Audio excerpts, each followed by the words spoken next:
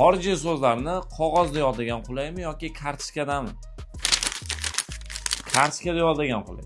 Agar siz qog'ozda yodlaydigan bo'lsangiz, vaqtingizni yodlagan so'zingizga ham va yodlamagan chala so'zlaringizga ham, eslab qolmagan so'zlaringizga ham hammasiga sarflab o'tirasiz. Agar xorijiy so'zlar kartochkada bo'ladigan bo'lsa, yodlagan so'zlaringiz alohida bo'ladi, chala so'zlaringiz alohida bo'ladi va yodlamagan so'zlaringiz alohida turadi. Yodlagan so'zlaringizni takrorlash kerak bo'ladigan bo'lsa, buni rezinkaga bitta boylab turib, xohlagan paytingiz olib turib takrorlasangiz bo'ladi. Bu alohida turadi. Chala so'zlaringizni yaxshilab yodlashingiz kerak bo'ladigan bo'lsa, qo'lingizda faqat chala so'zlar turadi. Ya'ni yodlagan so'z ham yoki yodlamagan so'zlaringiz ham bu yerda aralashib yotmaydi. Buni ham alohida bitta rezinkaga qilib turib, yodlab bo'lganingizdan keyin shu yodlagan so'zlaringizga qo'shib qo'ysangiz bo'ladi. Yarim soat vaqtingiz bor.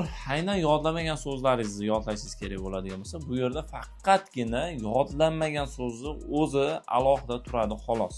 Aynan mana shu yarim soat yodlamagan so'zingiz uchun sarflanadi.